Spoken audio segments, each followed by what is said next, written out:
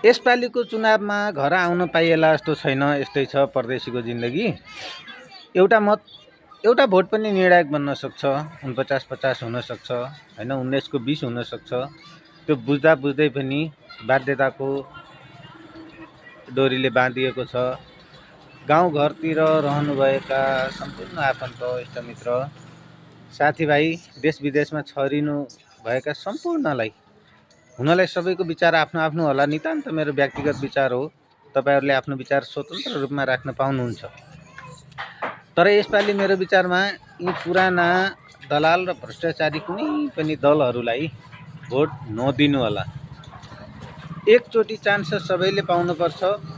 कहिले सासूको पालो, कहिले बुहारीको पालो भने चाहिँ एकचोटि नयाँलाई चान्स दिएर हेरौँ। नयाँले जित्ने बित्तिकै पहाड खस्ने अथवा धरती भाँसिने अथवा नेपालै उल्टो पर्किने केही होइन। 5 वर्ष उनीहरूको हातमा दियो भने उनीहरूको क्षमता हेरिन्छ के कस्तो हुन्छ हैन। पुरानालाई पत्ता साफ सोत्तर पारेर नयाँलाई एकचोटि परीक्षण गर्ने मौका तपाईहरुले दिनु होला। र अर्कोतिर हाम्रो देश हिन्दू राष्ट्र हो। हामी हिन्दू हौ। हाम्रो सनातन धर्म हो। हाम्रो देश अहिलेसम्म कतै नझुकेको देश, जसमा 84% हिन्दू छन्।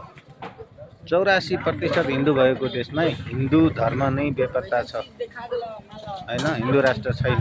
तपाईहरु हेर्नु 57वटा देश छन् मुस्लिम, लगभग 100वटा भन्दा धेरै क्रिश्चियन देश छन्, बुद्ध देश छ, बुद्ध धर्म मान्ने देशहरू छन्। तर हिन्दूलाई किन यति हेला? एउटा समानुपातिक भोट मेरो विचारमा हिन्दूलाई सपोर्ट गर्ने जुनसुकै दल होला। फेरि यो नभन्नु होला कि यसले रापरपाको प्रचार गर्यो। तर जो सुकै पनि हिन्दू धर्मको एजेन्डा लिएर आएको दल छ त्यसलाई समानुपातिकमा, अनि भ्रष्टाचारीहरूलाई कारबाही गर्छौँ। हामी देशमा अब सुशासन ल्याउँछौँ। यस्तो भागबण्डाको राजनीति र भागबण्डाको सत्ताको खेल गर्दैनौँ भनेर जसले वाचापत्र, प्रतिज्ञापत्र आफ्नो लिएर आउँछ त्यस्तो दललाई जिताउनु होला स्पष्ट बहुमत आउने गरी। र हिन्दू राष्ट्रको पक्षमा सशक्त छन् जनताहरू, हिन्दू राष्ट्र चाहन्छन् भन्ने एउटा प्रत्याभूति दिलाउनको लागि जो दलले हिन्दू राष्ट्रको एजेन्डा लिएर आउँछ उसलाई समानुपातिकमा उसलाई दिनु होला। बाँकी पुराना दललाई झाडुले बढारे जस्तै 2-4 सिटमा सीमित गरिदियो भने अलि चेताउँथे कि।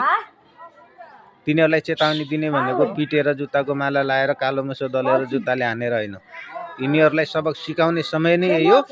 यही मौका हो। यति बेला भोटले हिर्काउनुहोस्, हेर्नुहोस् नतिजा कस्तो हुन्छ।